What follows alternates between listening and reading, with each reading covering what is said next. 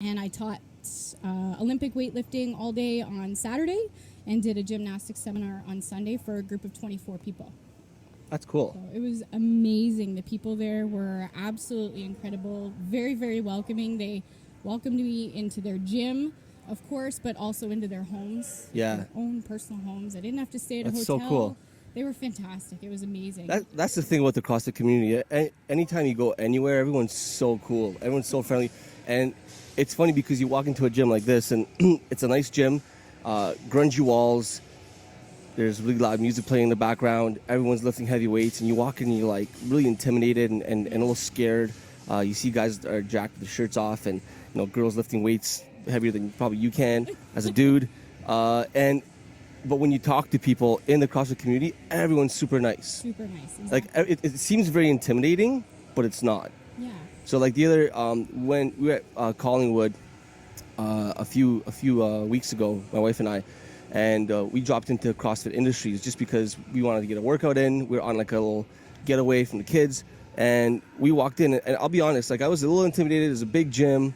Didn't know anybody from Industries. I walked in, and I introduced myself, and I think Dylan was there. He's part owner of Industries. And he's just like, oh, hell yeah, just whatever you want in the gym, it's yours. Go work out. I'm like, what? Really? Yeah. And I mean, I do the same thing with people out of town, but I don't really expect that when I go to other CrossFit gyms. And every gym I've been to is like super, super cool. Everyone's so friendly. Yeah. That's awesome. I was just saying that to somebody yesterday, actually. Just how I went to Montreal this past week. Yeah. I got to train with super badass Erica Latondra. Yeah. And my coach, Karim. So he is part owner of Pro One. Yep. Who's going to the games this year. Yeah. This year. Well, they this killed week. it at regionals, right? Yeah, exactly. They came first place. So, fuck yeah, Pro One. So they're going. But they welcomed me in, and I thought to myself, I could almost go anywhere in the world and just be welcomed into a gym to work out. And I've thankfully only ever one time have I had to pay for a hotel. And that's when I was doing hyperfit training in Michigan. Yeah. I stayed at a hotel there, but in Mexico, they welcomed me. Montreal, again, they welcomed me. I stayed at my coach's house one night. I stayed at Erica's house another night. Awesome. And I thought, like, where else can you do that? My dad's always like, be careful. Yeah. You never know. These people are crazy. I'm like, Dad, they're CrossFitters. They're fine. You can trust them. It's okay. CrossFitters aren't crazy. Not even a little bit, no. Crazy in the gym. That's it. So, yeah, it's unique. That's so cool. It's so awesome. Yeah, and that's the thing, too. Like, with this podcast, like, I basically just called a bunch of people and said, hey, you want to be on the podcast? Yeah. And they're just like, oh, okay, cool. Yeah. And I'm like, really? Really? Why? Why? It's Why? cool. It's neat. I'm like, all right, that's awesome. Yeah. No, that's so cool. Yeah, so that's definitely the thing with the CrossFit community. That's what attracts a lot of people to CrossFit as well. The more immersed they get into it, the more they love it, right? Yeah. So you thinking of doing your own seminar one of these days? Running your own kind of like seminar series? Like kind of like an Andrea Ager deal? Yes, I'm a little less intense than Andrea She's very Ager. intense, eh? She's like... She smiles a lot for an intense person. She really does, Yeah. yes. But I'm not as crazy as she is. Yeah. I am going back to Mexico at the end of January, beginning of February, to do a 3-day seminar. And I've been talking with Andre Sutherland, who is, again, faster rep in Costa Rica. Yeah. Talking about going to Costa Rica to do a seminar later this year. Cool. So hopefully it will become, a side thing with CrossFit to be able to travel and teach. Yeah. I would, That's amazing. Who wouldn't love to be able to do that? And I am doing it. I mean, it's only been once, but it's still an experience and something that I can say, you know what, I've had the opportunity to do this. And I feel like most people who get into CrossFit, coaching CrossFit particularly, they do it because they want to help people, right? Mm-hmm. And if you can run a seminar and help more people, then why not? Yeah. That's why I want to do this. I want to help as many people, give people as much information as possible to kind of like help athletes and coaches, right? Yeah. So like my whole thing is eventually I'd love to kind of help coaches get better. Yeah. You know what I mean? And develop programs for coaches to get better. But like seminars are like, that's amazing. It is. That's so cool. Again, just like coaching, and obviously you know this too, but being able to see people on day one, they're intimidated, they're nervous, they're anxious. Yeah. And, by the end of either, 3 months or 6 months in class, or by the end of a 2 or 3 day seminar, you see the progress. And it's awesome because you're like, I helped that. Yeah. You know, I helped those people get to, you know, the point where they're celebrating something. And they love you for it. Exactly. Like I know that when I started CrossFit, people who gave me like little cues, I didn't even know them, and they gave me like 2 little cues, and my snatches felt so much better. Yeah. And I'm like, I knew I was strong, but it just, I wasn't doing it right. And then I was like very loyal to those people because I'm like, that guy helped me out. You know what I mean? Yeah. Yeah, for sure. So earlier on, we were talking about girls in CrossFit, and we had some pretty good conversations, like kind of just lifting weights and talking. But the reason I wanted to do this with you is because you're a very pretty girl, and you're thank you, and you're very, very strong, and you're also very athletic. So, what's the issue with women in CrossFit? Honestly, from my experience, and I even felt it within the first few months that I was doing CrossFit, you get this adrenaline because you're doing things you never thought you could do. Yeah. And it's an amazing feeling. It's very empowering. It's very motivating and inspiring to see other girls do this stuff. You know, like 2 weeks after or a week after I started CrossFit, I went and watched Regionals 2012 and was like, holy shit, I want to do this. I want to be here. One day I want to be here. And then you start doing it, you feel great, but then all of a sudden, you know, being a girl in this society these days kicks in, and you look at the scale and you're like, fuck.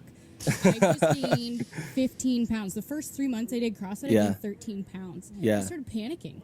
I was like, well, shit, but I feel good, but I'm all of a sudden 135 pounds, which... And you're not tall either. How tall are you? I'm exactly 5 feet. I'm a midget. Okay, yeah. You know, and it's an extra 5 pounds you feel like that. Never mind 15 or 13, whatever.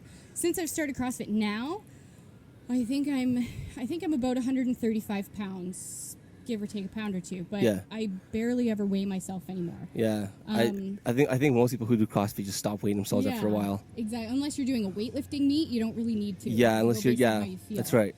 But I think for the majority of girls, they want to be able to do those things, but they also want to be able to be tiny. They want to have the abs. They don't want to have the bulk.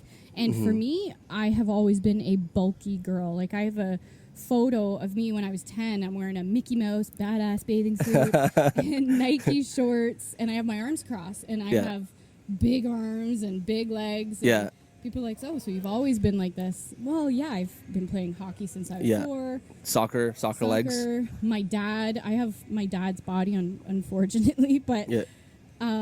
most girls look at that. Like I was saying to you earlier, I had a particular person come to me for nutrition, and they were like, I never want to look like you. No offense, great for what you could do, but I never want to look like you. And what a bitch. I thought, well, fuck you. But at the same time, you know, it takes a lot to get to this point. And that's why, like, a lot of people will see athletes like Julie Fouché and Michelle Letendre and, you know, Telena Fortunato, for example, and they're like, I never want to look like that girl, but I want to do what she does. They're like jacked and ripped, and but they don't understand these people have been working for years. And not only have they been working for years, but they're working at 100% for years. Exactly. Their sleep, their recovery, their nutrition, their diet, like everything they do is for that goal. Exactly. Most people just do CrossFit because they want to be in shape and kind of look good. Healthy, fit. And yes, CrossFit will get you there. It will get you healthy, will get you fit. You'll have a blast doing it. Unlike most conventional gyms, not to bash anything else, because again, as long as you're doing something, it's fantastic. But you get the community here, and you're never going to find that anywhere else.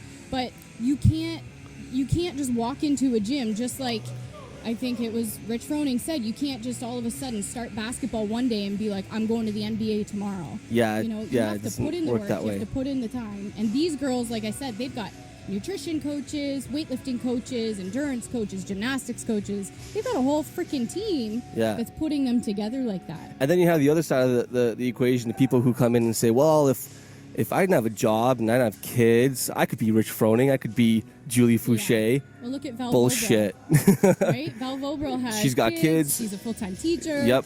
She dedicates 1 day an hour, 5 days a week. And she kills it. Yeah. Exactly. So there's really no excuses. Yeah. It's, you get out of it. It takes a special person. It takes a special person to be an athlete. Like, you can't just wake up one day and be like, I'm going to be an athlete today. Yeah. Like, I mean, people who do CrossFit all generally become athletic, and we call them all athletes. But to be a competitive athlete, it takes a very, very special person And I feel like you develop that instinct, that athletic drive from a young age. Like if you're never an athlete and all of a sudden you pick up CrossFit in your 30s and you think you're going to be a master's athlete and you're going to destroy everybody, probably doubtful, because you haven't developed certain like mental strengths and you haven't prepared your body over your entire lifetime to be an athlete, right? And when you get to that bar, like today's workout, it was a fun little workout, but when I got to the bar at the 4th round and I'm like, I don't want to lift this shit. I'm like, this sucks. I'm like, so it takes a special person to push through that suck. You know what I mean? It does. And the mental game is honestly the hardest part, and it's something that I've really been focusing on. And this past week, being in Montreal, here at home, I don't have that push. I don't have anybody to yell at me and be like, no, you're not going to stop. You're going to go, go, go. But when I was there, I did, and we were doing sled pushes, really fucking heavy sled pushes. And I went to stop about 10 meters away from my end point, and I had 3 coaches on me like white on rice. They're like, you don't fucking stop the sled push, go. And I'm like, oh shit. And I finished it. But if I didn't have them there, I would have stopped for a good 15, 20, maybe even 30 seconds because my legs were gone. Everything hurts. Heavy sled pushes is probably the only thing that makes you want to throw up. It does. I've never actually puked during a workout. I have several times. But honestly, like the sled pushes, it's the only thing that has gotten me really, really close. Yeah. It's just bad. They're deathly, but you know what? They work. They are a major conditioner, and they make you dig down to that pain cave and push through. Yeah, but we love sleds at N6. We have like 4 sleds going. We have a big back. Yeah, we push a lot of sleds. I wish we love could. it. We only have 2, but we utilize them as best as we can. Yeah, it's good though. Yeah. What are we talking about? Women in CrossFit. Women in CrossFit. Yes. If people we really, and again, this is why we tell people all the time. They come in and they're like, "Well, where are your mirrors?" Well, we don't have mirrors because we want you to get used to, feeling how your body moves and getting used to, learning the movements through. What am I trying to say? You're just trying to learn the movements properly through your own body mechanics. You're not walking down the street or going to the bathroom watching yourself sit down and learn how to squat to go to the bathroom, And people don't get that. No. My members still complain that we don't have mirrors. Yeah. My wife, she still wants me to get a mirror. She's like, you should see Adam's gym? Adam had a squat rack with a mirror. We should get a small little mirror. No, we're not getting mirrors. Learn to move properly. I don't want my members being coaches. Yeah. I want to coach them. So if we get a mirror, everyone's going to be their own coach. Yeah. And that's what we want to avoid, because people think they know what they should look like, but they really don't for the most part, right? The other thing, too, that I noticed big time is, I take a lot of photos of my members, and I put them all over Facebook, and I always catch their pain face. I always catch them when they're like, dying on the floor, and then they get pissed. But if they knew they looked like that, they'd stop.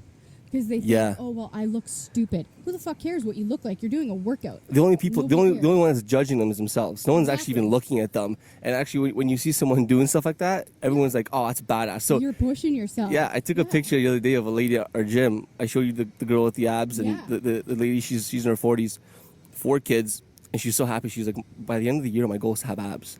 Yeah. And she's got crazy abs. Holy crap. She's actually studying to be a holistic nutritionist too, so she eats really well. But she comes to the gym like 5-6 days a week, and she goes hard. Sometimes too hard. Sometimes we got to tell her to dial it down a bit. And she's slowly learning how to recover and listen to her body better. So she's more mature now in terms of her as an athlete. But she had the craziest face on. Her eyes were closed, and she's just in so much pain. It was like the last round of a 20-minute AMRAP with heavy ass deadlifts. So, her comment was like, "Oh, I hate my stupid face, like my, And everyone else is like, "You're amazing. You're inspirational. You're a badass." And people appreciate that. People like that. They don't judge you. They don't care about your face. Yeah. No, you never care, and that's actually something that I love about these gyms. That you don't have the mirrors. That you don't have people judging you, and so many people will come in, and I have had a couple women be like, "Well, I look stupid, or I don't want people looking at me. I'm going to go to the back of the class." And I'm like, "No.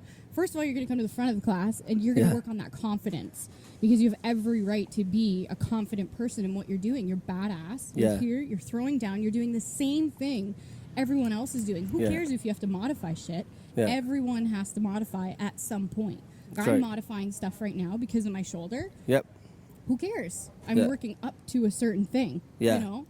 And that's, unfortunately, people still don't get that all the time, where it's, we don't care about your appearance here. We care about your performance. Appearance is just something that is a huge perk of CrossFit. You end up getting a better body than you probably would have ever expected because of how hard you push, because you don't limit yourself anymore, and you have coaches who push you past your limits. Yeah, I love that. Like that's what we're all about too.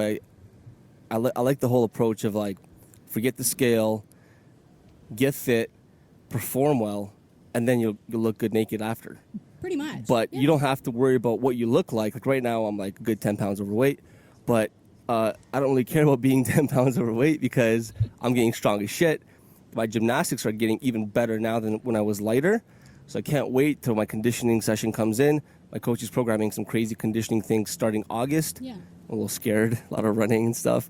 But when I start shredding and I start like cutting down and going back to my regular weight, which is about 205, 210, that's like a good 15, 20 pounds lighter. Yeah. That's like my optimal weight. Man, I'm going to do handstand push-ups like you. Just strict handstand push-ups. Arms for those handstand push-ups. We did handstand push-ups today, and I think Ashley did 10 quick strict push-ups.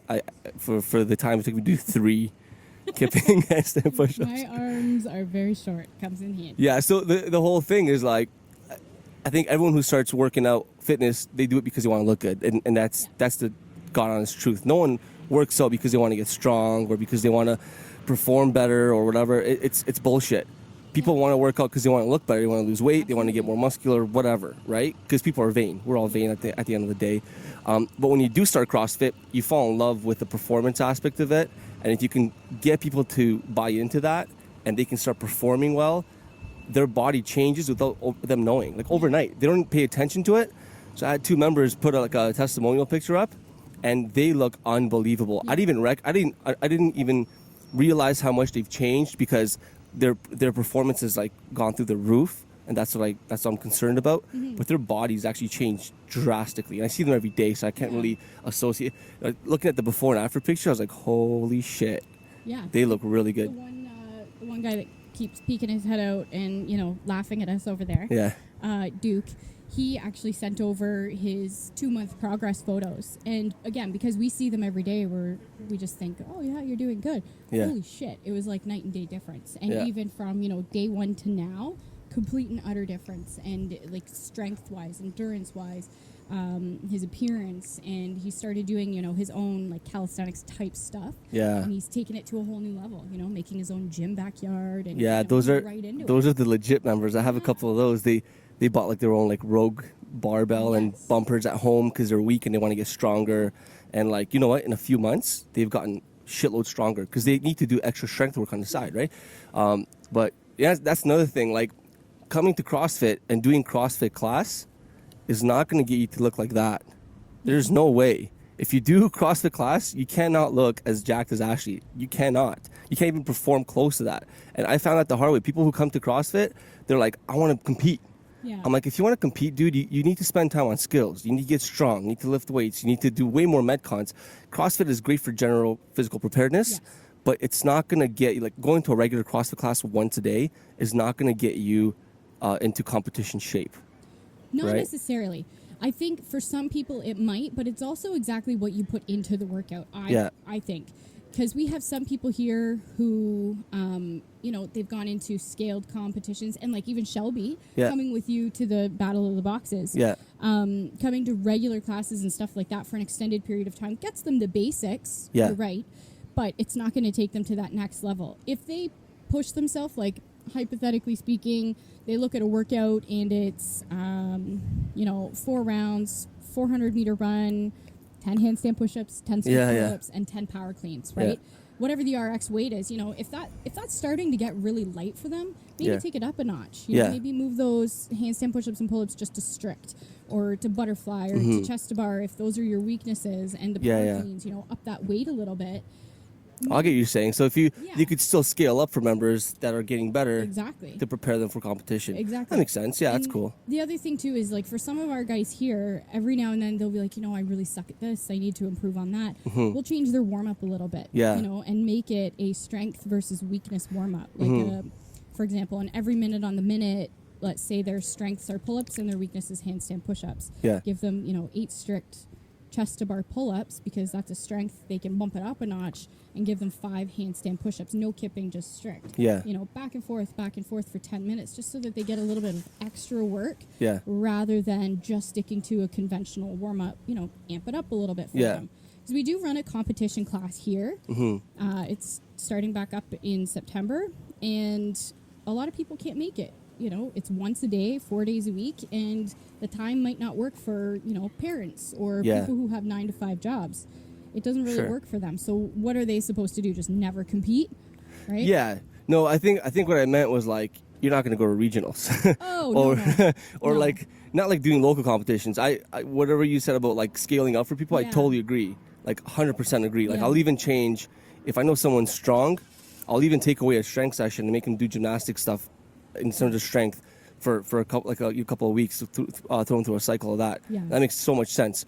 But if you want to be like hardcore CrossFit athlete, you need a lot of extra time. You need a lot of time. I was just talking to somebody last night about it, and like I'm very busy most of the time, and my coach just put in for me extra rehab and mobility, and it increased my workout time by almost an hour a day.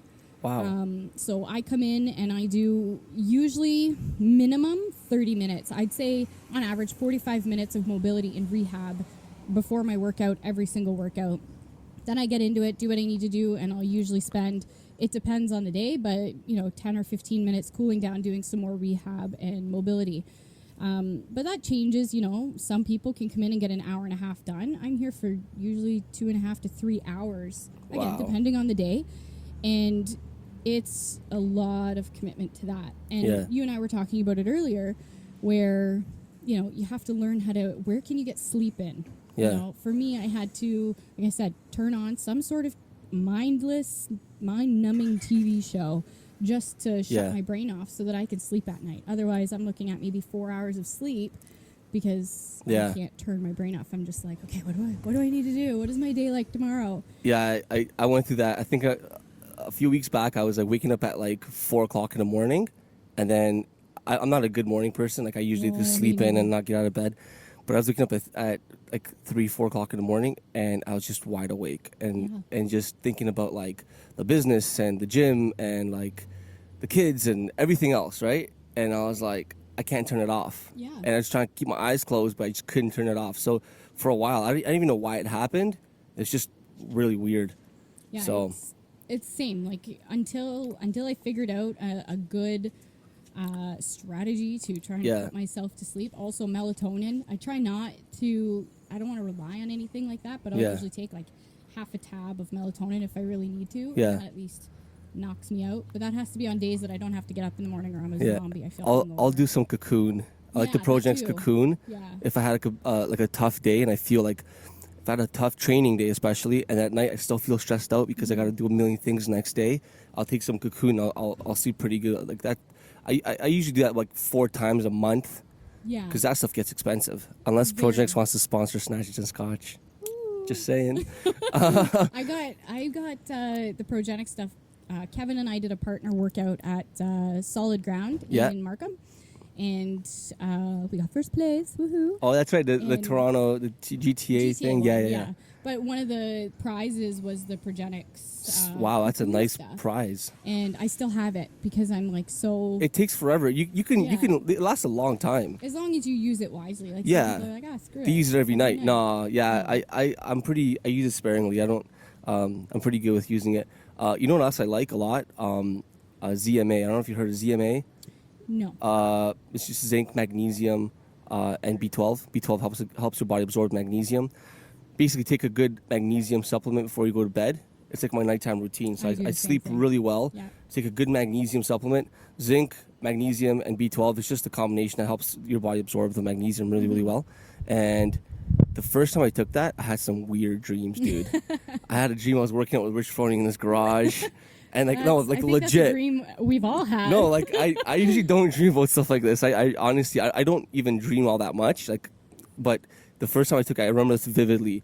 And even like the guys from Barbell Shrug, I'm on one of their coaching programs. So I was working, it was me, Rich Froning, and the big guy from Barbell Shrug, Baba Buddha, and we're deadlifting with chains and shit. And I was like, yeah, and I was keeping up with them. And I woke up, I'm like, what the hell just happened? So I got my phone, I was tweeting the Barbell Shrug guys, and I was like, yo, I just had a dream that I was lifting in the garage that you took some ZMA. They're all laughing at me, but yeah, that stuff works so that I definitely get better quality sleep when I take my magnesium at night. I usually do the same. Right before bed, I take my fish oils and my magnesium. Yeah. I have about 6 different digestive diseases. I'm all screwed up inside. So the magnesium is like the number one thing that if I don't take it, I wake up and I feel like shit and my body's all out of whack. Well, like magnesium, I think is responsible for like 900 gene expressions or something like that. So like if you're not taking magnesium, like you're screwed. Thanks, John. Yeah. Nice motorcycle. He's wheeling his motorcycle away. He's so nice. He's not starting it next to the mics. Yeah. There it is. That sounds pretty cool. But yeah, there's, again, going back to like recovery and stuff that we were talking about. If you're not recovering properly, you cannot expect to push hard more than a couple days a week, if that. And that's what also leads to injuries. Yeah. And that's something I really had to learn the hard way. Yeah. I just thought, push. And, you had to show up every day. You had to keep going. You had to keep pushing. And I screwed myself. Yeah. I hurt my back. I hurt my shoulder.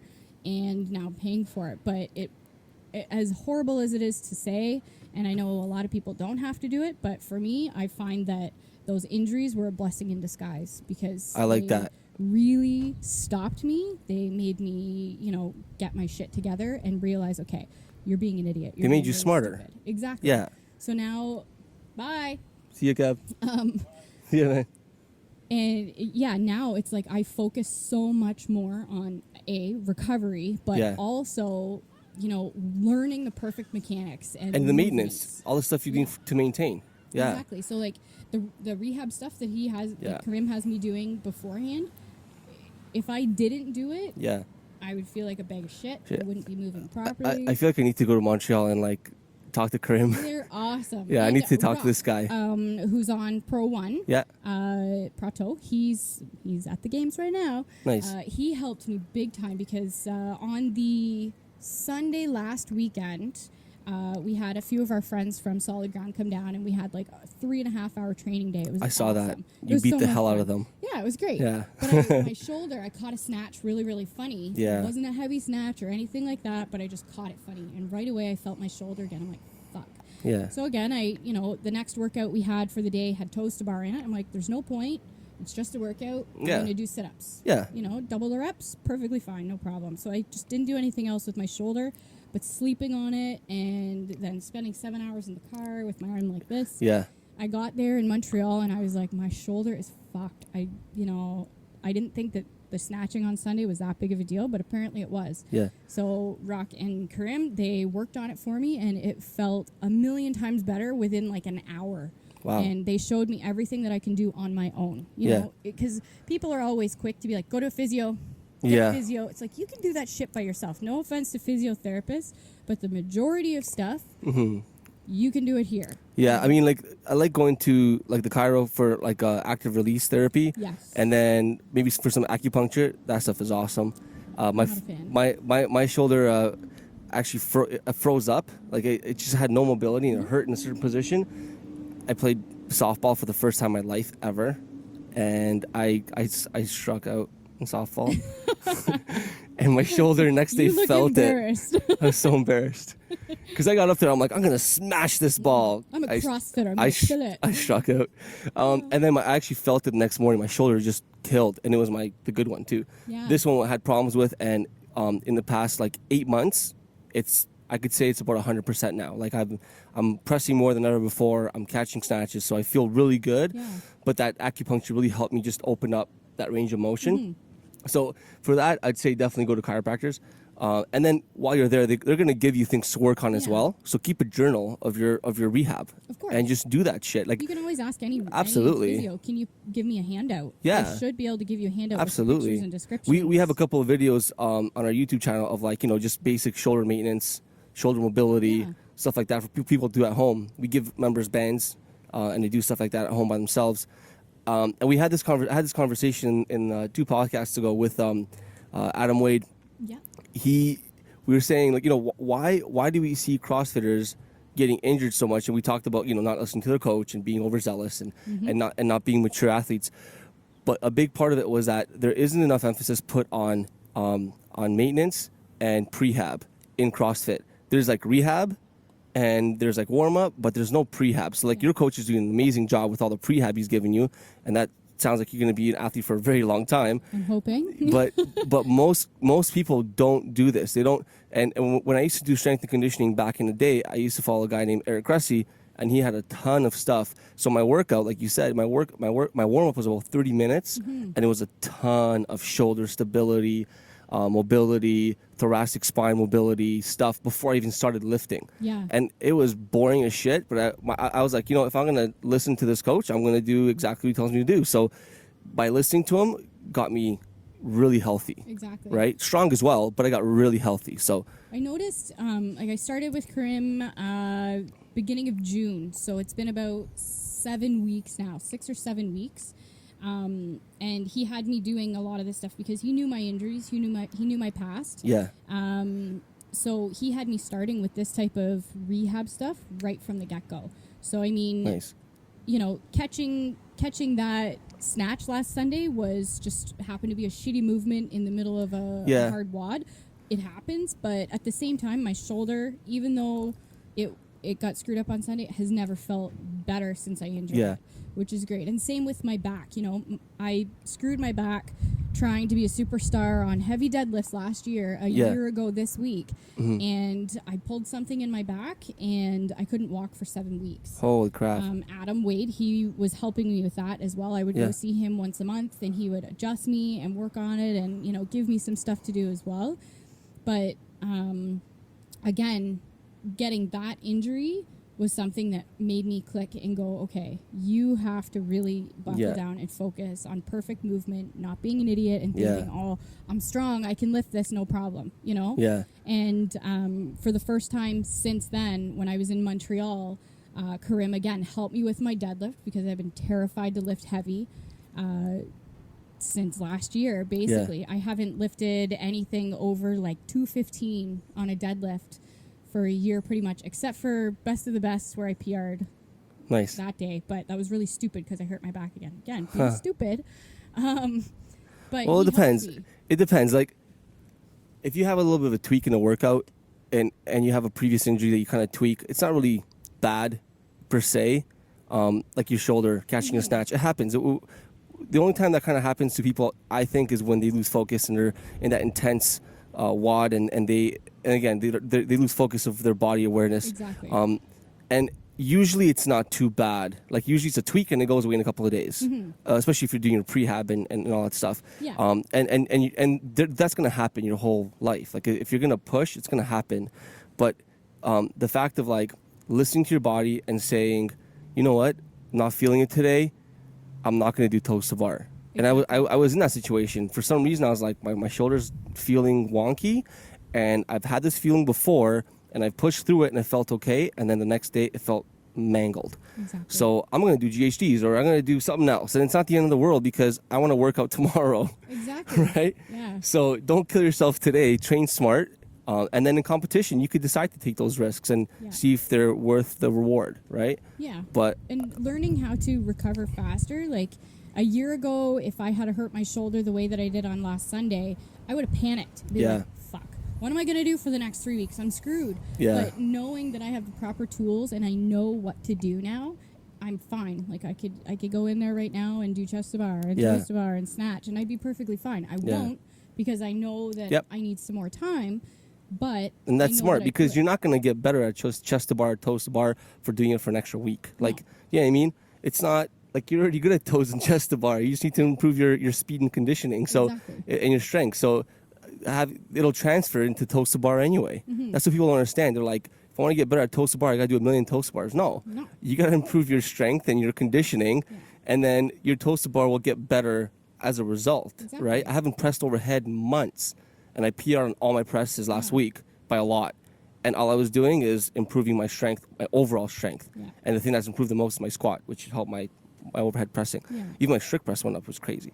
But I like that. Like, I also think that when you look at injuries as a blessing, besides being a more mature and smarter athlete, I think it's a blessing because you get to go away from the things that you like to do, because usually we injure things that we're good at. So like, if I'm really good at, doing heavy squat cleans, I'm probably going to injure myself at squat cleans because I'm focusing on that so much.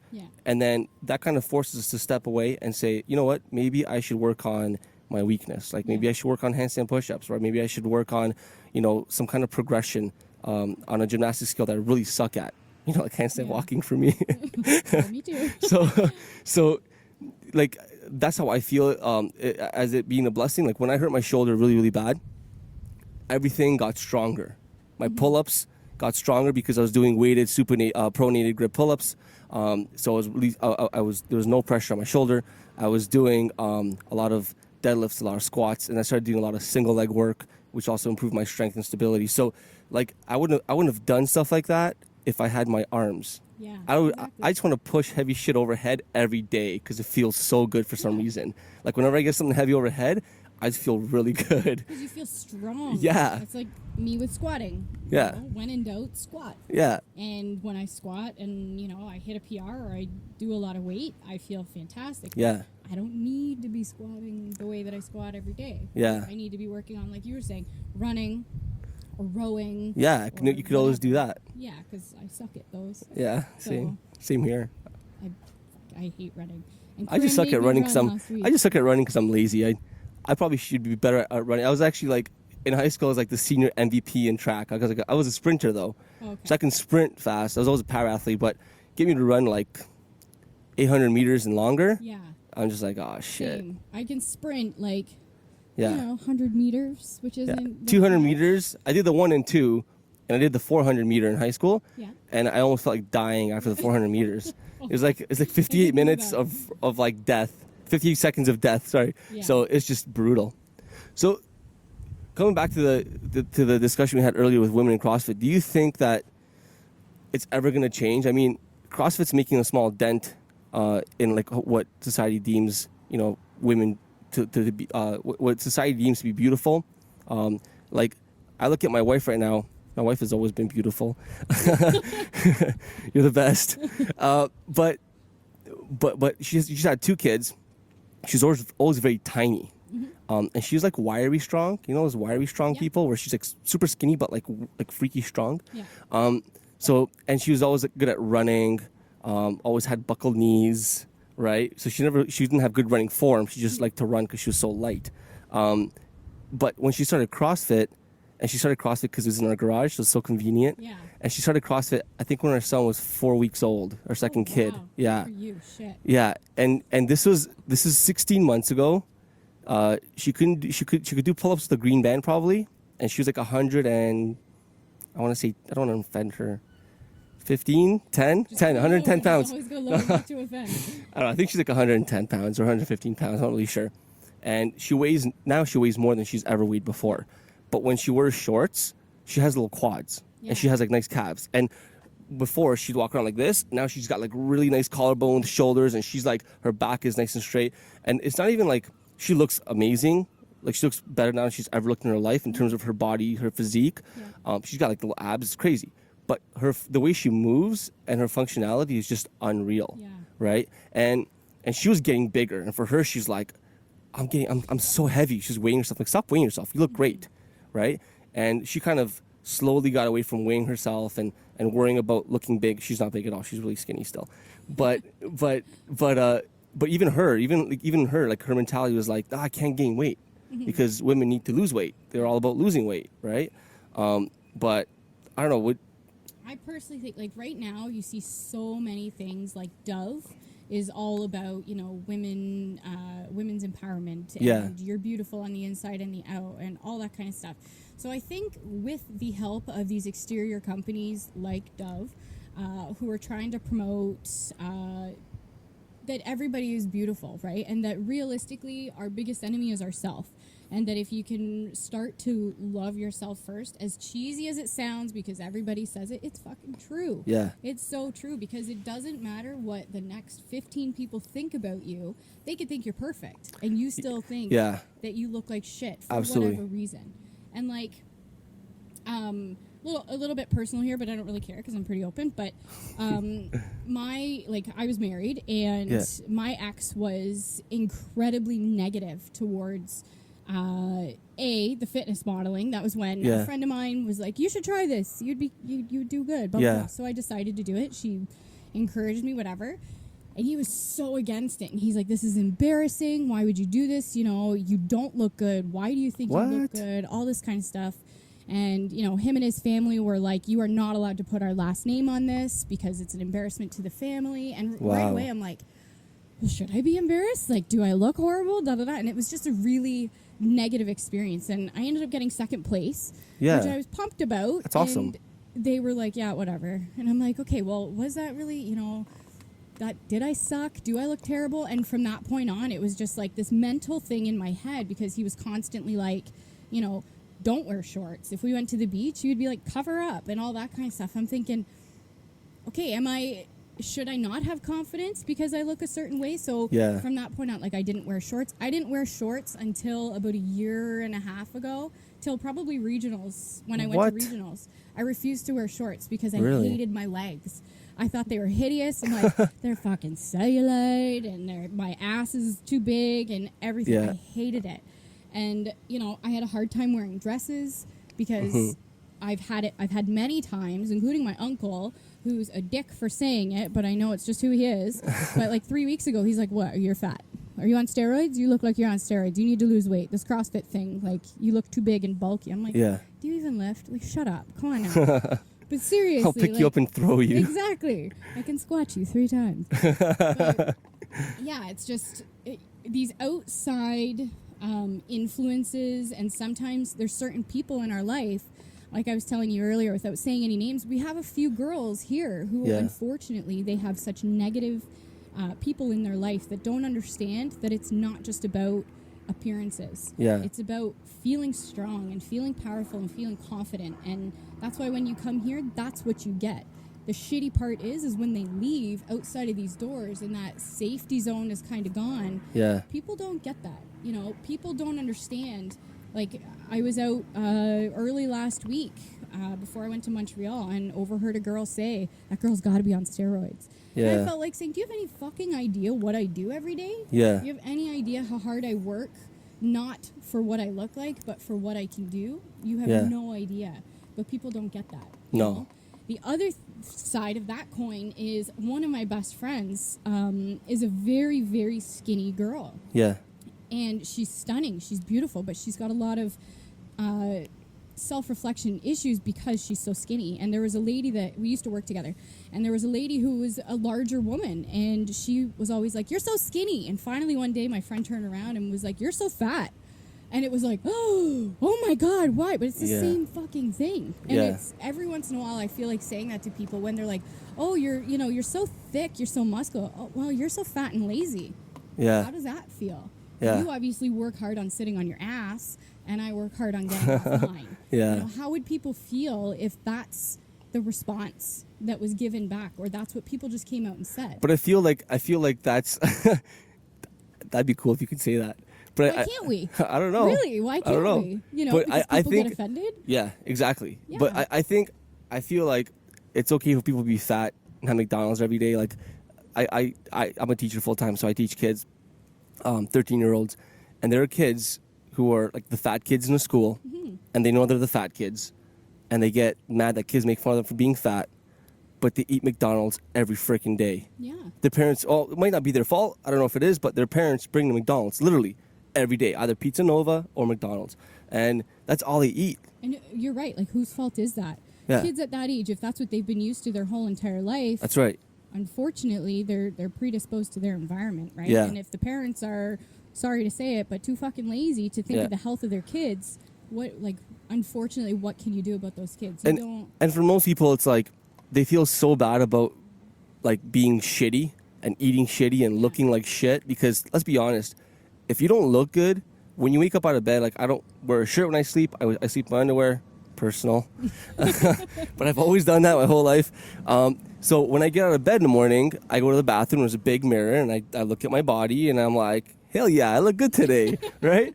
But but before CrossFit, if I got to the mirror and I was like, dude, it's the morning, and I don't have morning abs. Yeah. I look fat.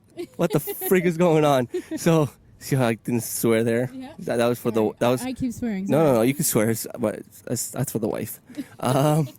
So I feel like when people look at themselves negatively and are very self-conscious, because everyone's self-conscious, they project that on every single person they see, and when someone looks better than them, they hate that because they can't have the same thing. So I know that before we see people who are on a fitness journey, and when they get fit and they look good and they finally feel good, you see them walking differently. Their head's up, their chin's up, their shoulders are back, they're nice and upright. When they walk into a crowd or a mall, they're just like walking.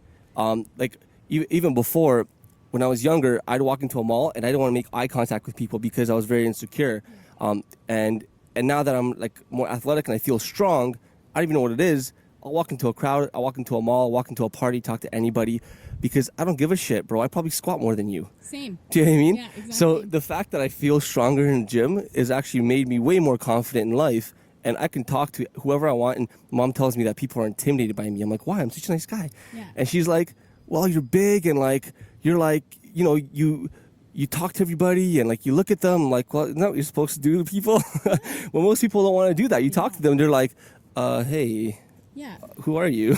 Exactly, because all of a sudden you've turned into the person who used to intimidate you. Yeah. Right? And now you're the one with confidence, and those other people that don't have that yet, I say yet because they will, they kind of have that hesitation of, oh shit, you know, they feel like they're not as good or whatever, which is never the case. But again, like you said, when you would go into a mall or a crowd or something, you kind of had your head down. Yeah. We're still where they're at. Yeah, right? They have that's right. to get there, but... Yeah. I feel like CrossFit gets them there though. Like I feel like the stronger they get, the better they're going to be. Like I used to be like shit scared of public speaking, like really scared. And now you're here. And now I'm here. I also teach for a living, talking in front of people all the time. So So I mean, you know, that's where it's at. So anything else you want to talk about? I don't know. I think we touched on some pretty good. I don't know. We just had some pretty good topics. Anything you want to plug in? Like promote your coach, your sponsors, my anybody? Coach, yeah. Karim from Pro One. He's fucking awesome. You can find him on Facebook too. Now, is he like does he have like a physio background or what? Because he sounds like he does a lot of like that prehab stuff. Like, does he have any? Yes, kinesiology. Oh, he's kinesiology background. Okay. His actual company for programming is called RX Lab. Oh, okay. Yeah. That's what you guys have been hashtagging the whole time. RX. Yeah. What is that? That's the name of like his thing. Yeah. Oh, cool. You know, like before it was under Hyperfit. It was just Hyperfit. Oh, so he was the Hyperfit guy. No, I followed Hyperfit. Oh, you did. Before. Oh, okay. But it was Hyperfit USA, which it's the name of his gym, but Karim is RX Lab. Oh, okay. So, yeah. Cool. Nice. Other than that, I'm going to the Granite Games in September. I heard about that. Which is awesome. I'm terrified out of my mind, but it's going to be a lot of fun. That's right. Actually, when is it? In September? September 12th to the 14th. Friday, so Saturday, if you're on Facebook or if you have internet connections, and you're probably listening to this, make sure you sponsor Ashley for the Granite Games, even if it's like $10-20. Throw her some cash for the games. She qualified for the Granite Games. Get her there. Do it up. Where can they do that? You can go on to my Facebook or my Instagram. It's on there. So Ashley Smith on Facebook? Yeah, Ashley Smith. My email, because there's about 10 billion Ashley Smiths out there, is a_Smith23@hotmail.com. And my Instagram and Twitter, I think, are a_Smith _Smith 2323. I'm not 100% sure what they are, but I think that's what it is. She's a Michael Jordan wannabe. Yeah. Oh, fuck. I loved Michael Jordan. Yeah, I same. wasn't a basketball player. I tried to be, but I'm a little short and slow with running, but I love Michael Jordan. So, yes, 23 has always been my number. Yeah. Ever since I was little. I actually still have my elementary school basketball jersey with Really? 23 on it. Yeah. Nice. From W.E. Brown. Oh, it was little hick school. But, yeah, love it. Cool. Anything else? So, Coach Karim. LD. Coach Karim.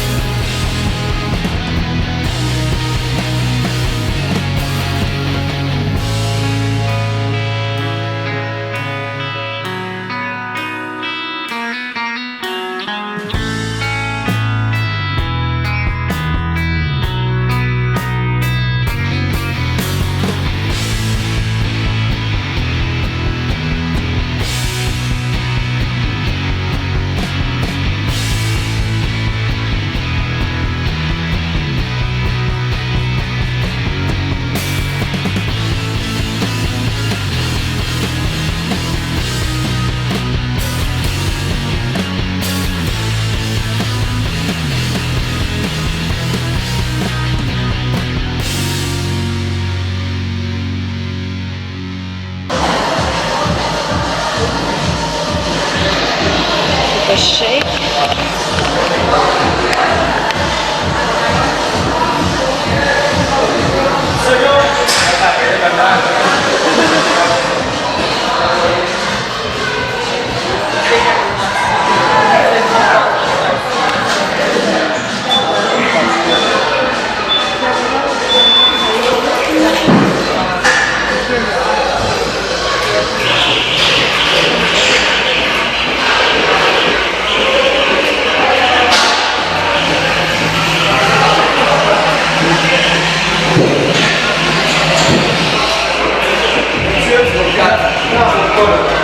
facile.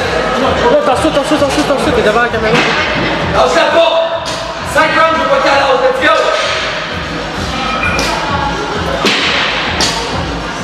Facile, ça, let's go.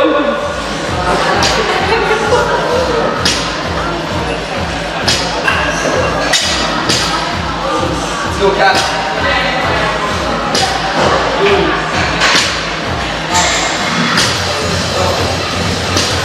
15. Respect. Lâche-toi pas, respect, let's go.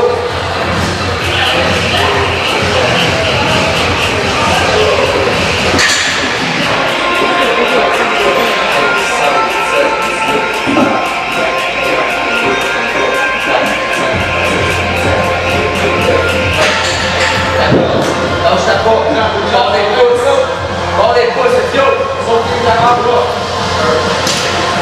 2, 3, 4, 5, 6, 7, 8, 9, 10, 11, 12, 13, 14.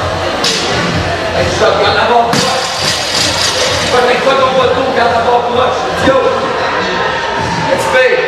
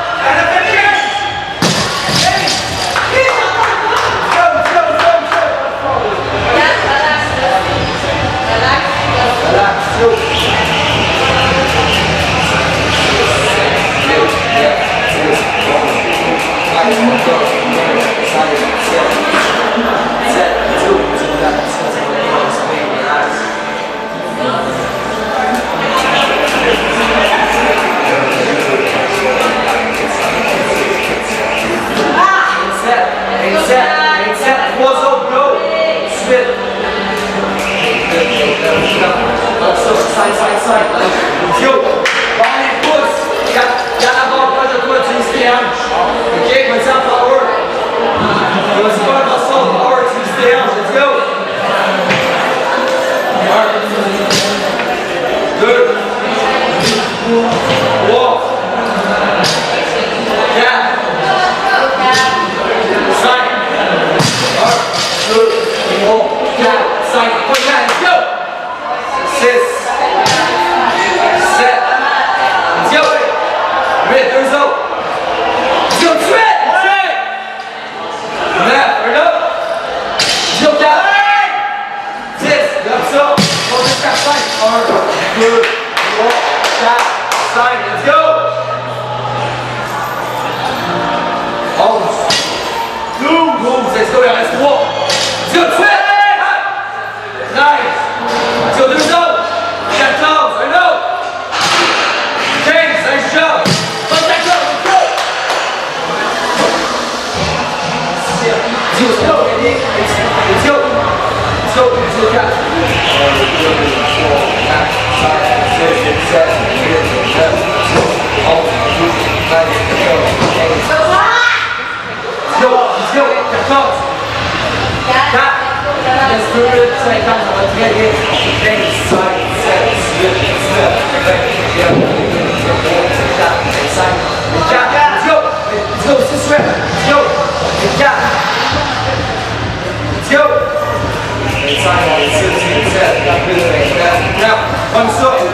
4. Let's go. One shot this time. Go, Cat! Ouais! Il y a 2 minutes 30, t'as le temps de faire 2 rounds. Go! Go, Cat! Ouais, let's go! De l'avant proche. 1, 2, 3, let's go! 4,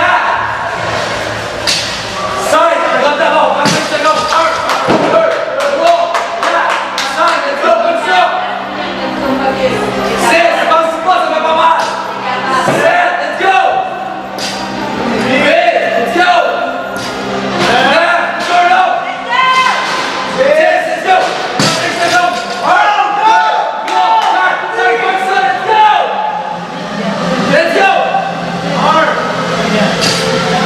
12, let's go! 15,